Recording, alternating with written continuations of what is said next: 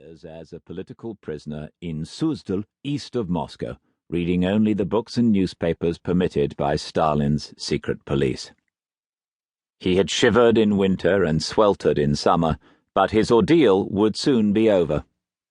On the 17th of September 1938, the day his original sentence expired, Kondratiev was tried a second time, convicted of anti-Soviet activity, and executed in his cell by firing squad.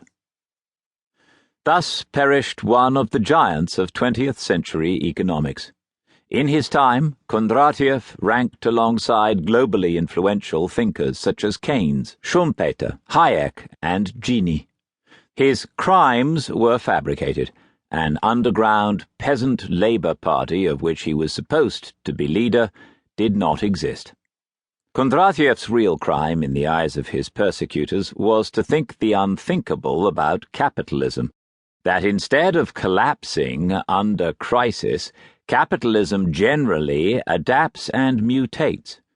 In two pioneering works of data mining, he showed that beyond short-term business cycles, there is evidence of a longer 50-year pattern whose turning points coincide with major structural changes within capitalism and major conflicts. Thus, these moments of extreme crisis and survival were not evidence of chaos, but of order. Kondratiev was the first person to show the existence of long waves in economic history. Though it was later popularized as a wave theory, Kondratiev's most valuable insight was to understand why the global economy goes through sudden change, why capitalism hits structural crisis, and how it morphs and mutates in response. He showed us why business ecosystems that have lasted for decades can suddenly implode. He used the term long cycle rather than wave because cycles in scientific thought create a sub-language that is highly useful. We speak of phases, states, and their sudden alternation. Kondratiev studied industrial capitalism. Though others claim to have found long waves in prices going back to the Middle Ages, his data series begins with the Industrial Revolution in the 1770s.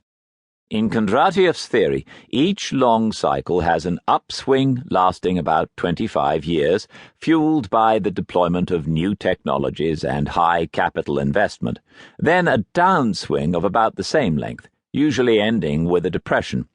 In the up phase, recessions are rare. In the down phase, they are frequent.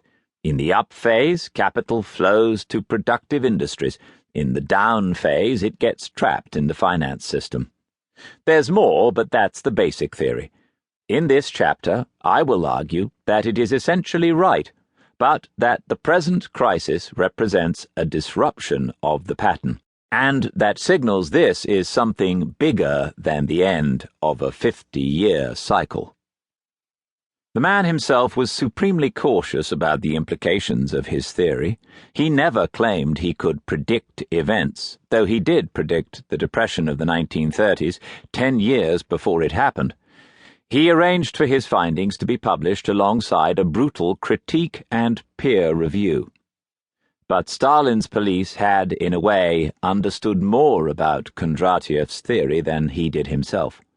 They understood that if pursued to its conclusion, it would bring Marxism face to face with a dangerous proposition that there is no final crisis of capitalism.